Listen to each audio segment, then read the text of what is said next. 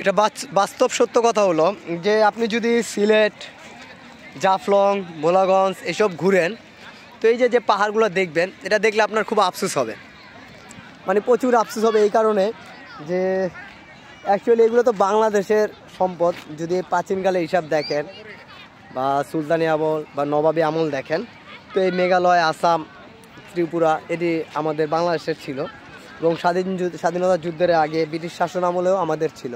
কিন্তু এখানে আসলে আপনি শুধু আফসোস করবেন, যা আমাদের কি সম্পদ আমরা হারাইছি, যে আমরা দেখতেছি পাহাড় ওইখানে যাইতে পারতাছি না। মানে এই আফসোসটা প্রতিটা বাঙালিই করে, যে যতটা বাংলাদেশে আসে আমরা সবাই এটা করি। আর এখন আগের তুলনায় বর্ডারটা প্রচুর সেফ।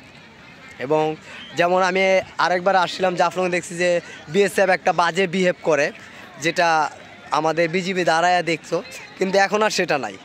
এখন আর ওই বিএসএফ আপনারা এসে আক্রমণাত্মক কথা বলতে পারবে না, আর আমাদের বিজিবি চুপ করে থাকে না। আলহামদুলিল্লাহ ওনারা এটার প্রতিবাদ করা শিখছে, আর এটাই আমাদের জন্য সবচেয়ে বড় নিরাপত্তা।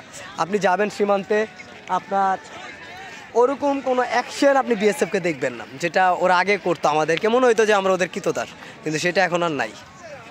এখন আমরা ইনশাল্লাহ শক্তিশালী।